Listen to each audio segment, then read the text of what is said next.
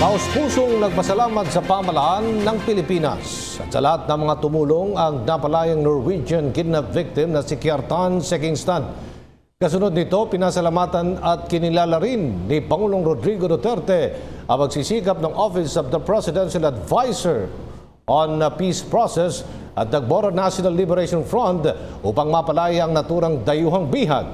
Si Joy Gumatay nagbabalik sa detalye.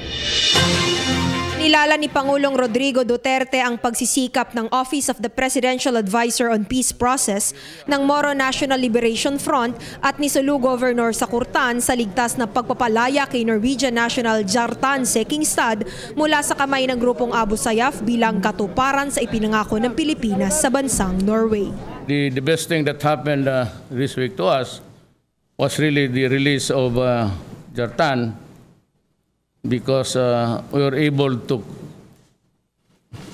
complete our promise to the Norway, which is giving us the good offices for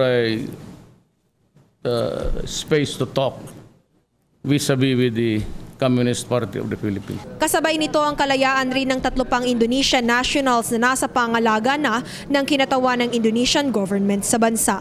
Payat man at nangihina ng humarap kay Pangulong Duterte sa mga kinatawa ng Norwegian Embassy at sa media, naaninag pa rin sa mukha ni Sekingstad ang bagong pag-asang dulot ng kanyang kalayaan. I am very happy to be alive and free. It's a beautiful feeling. Thank you all.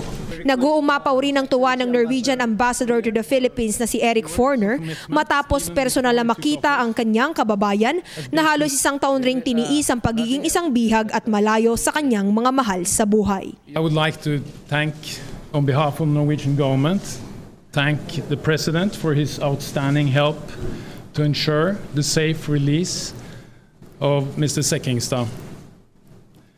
The President's personal commitment, even before he took office, has been crucial to solve this issue.